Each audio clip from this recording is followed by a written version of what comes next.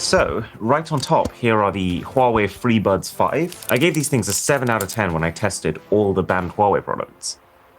You got a car charger, 88 watts. Blimmin' heck, that's generous. But then, I suppose equally at the same time, this is the kind of experience that you would expect. Anyone who's willing to pay thousands of dollars for a first-generation product is a true fan, and Huawei needs to make sure that those fans are looked after. So in here, we got tips for the earphones, a bunch of papers, and then a carbon fiber case. Okay, we'll come back to this. What's in here? Oh, what? So you got the mains charger, which is only 66 watts. How do you have a mains charger with less power than the car charger? And then not one, but two cables, a USB-C to USB-C, and then a USB-C to USB-A.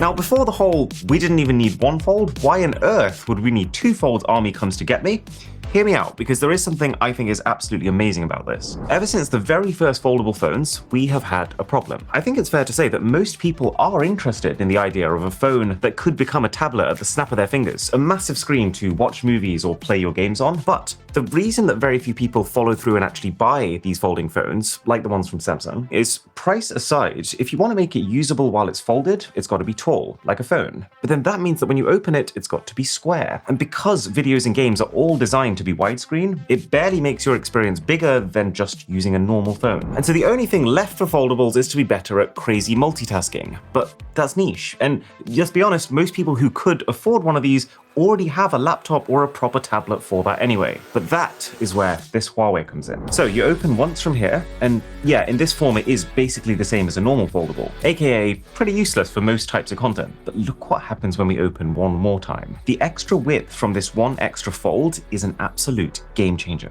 I mean, like, this is an iPad. It's widely considered one of the best devices for catching up with your movies on an airplane.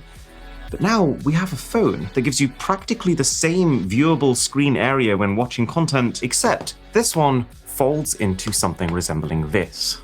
What year are we living in? And what Huawei has done to achieve this is actually just as cool. So this is Samsung's Z Fold 5, and when folded, it is 13.4 millimeters thick. Samsung's very latest is 12.1 millimeters. Huawei's triple folding phone is just 12.8. They've crammed in a whole extra layer. This is like 2D versus 3D, while barely making the phone thicker at all. And what that means is when the thing is unfolded, this is 3.6 millimeters thick. Obviously, it is easier to make things thinner when you have more space this way, but 3.6? I did a video a few years ago on the thinnest smartphone in the world, and that was 4.75. And the current iPhone is 8.3 for reference. It genuinely feels like some sort of sci-fi movie prop, and I can't quite believe this is a final product. You know where it really hits home just how slim this is when you realize that every single port, button, and cutout looks like it barely fits on the device. Not to mention that you can really tell they've put some love into this design. Like, can you see this gold accent ring around the camera? Well, that is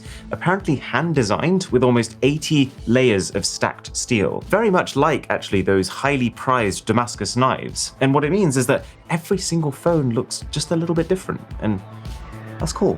So, is this what foldable phones should have been like all along? Is this what Samsung should be making starting from next year?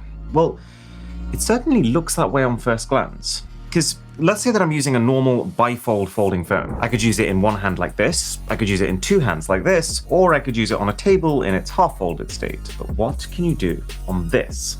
Well, for starters, you've got the normal phone mode. You got the screen on the front, you got the camera on the back. This is effectively the same as using a normal folded phone, folded up. So then you open it up. And again, functionally at this point, we are still identical with what you get with a normal folding phone. And also, like a normal folding phone, you can use the screen that's currently facing the back to allow the person you're shooting to see themselves, and also to allow you to take high quality selfies using your phone's rear set of cameras. Damn, that looks good. But then you get the third screen involved, and this is where you can start to do some very interesting